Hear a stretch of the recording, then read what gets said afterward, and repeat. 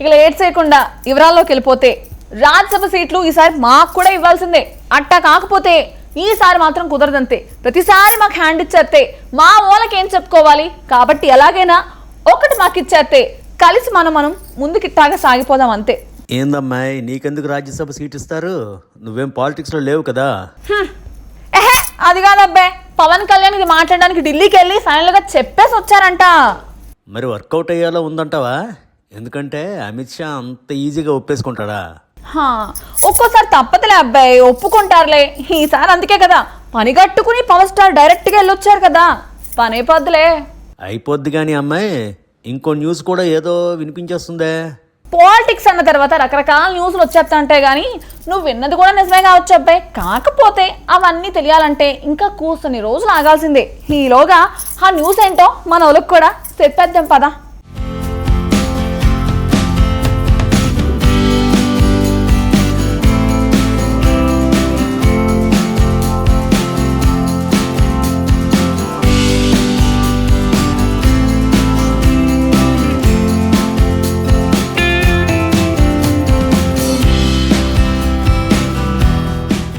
AP deputy CM Pawan Kalyan ఈసారి cinema shooting కాదు, political shooting కోసం ఢిల్లీ వెళ్లారు.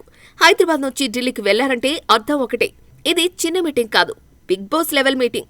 ముందుగా పవన్ కలిసింది రైల్వే మంత్రి అశ్విని వైష్ణవ్ను. టాపిక్ ఏంటంటే పిఠాపురం రైల్వే ప్రాజెక్టులు. సార్, రోడ్ల మీద ఫ్లైఓవర్లు కాదు, రైల్వే ఫ్లైఓవర్లు కావాలి అన్నారు పవన్.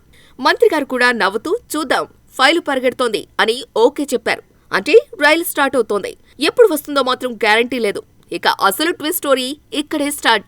అక్కడి నుంచి పవన్ కళ్యాణ్ నేరుగా వెళ్లి కలిసింది ఎవరినంటే కేంద్ర హోంమంత్రి అమిత్ షాను. ఇద్దరు కూర్చొని మాట్లాడింది ఏపీ రాజకీయాల గురించి. ఎవరికి ఎన్ని సీట్లు, ఎవరికి ఎంత పవర్, ఎవరిని ఎలా హ్యాండిల్ చేయాలి అన్ని టేబుల్ మీద పెట్టి మాట్లాడారట. చివరికి రాజ్యసభ సీట్ల లెక్కల లెసన్ మొదలైందట. జూన్లో 4 సీట్లు ఖాళీ అవుతున్నాయి కదా, అందుకే అసలు మ్యాథ్స్ క్లాస్ స్టార్ట్ అయింది. గతంలో ఏమైంది? బీజేపీకి 2, టీడీపీకి 2, జనసేనకు ఖాళీ గ్లాస్ తో పాటు థ్యాంక్స్ ఫర్ యువర్ పార్టిసిపేషన్ అంటూ ఓ మాట. ఈసారి అలా కాకూడదు అనే పవన్ ఢిల్లీ వెళ్లారట.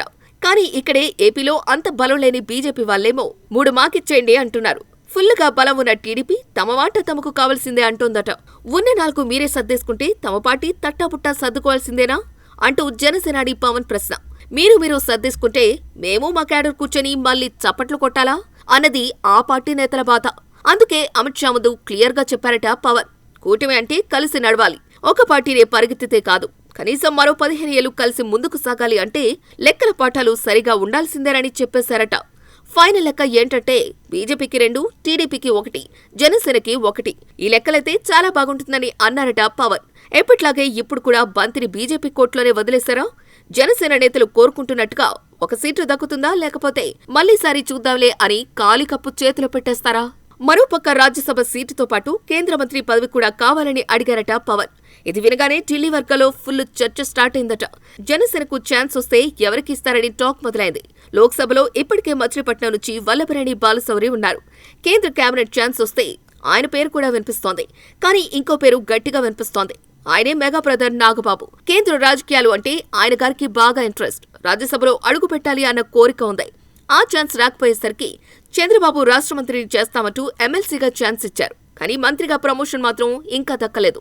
ఇప్పుడు రాజ్యసభకు పంపించి కేంద్రంలో మంత్రిగా ఛాన్స్ ఇస్తారేమో అన్న ప్రచారం కూడా జరుగుతోంది. మరి ఇవన్నీ తెలియాలంటే కొంతకాలం ఆగాల్సిందే మరి.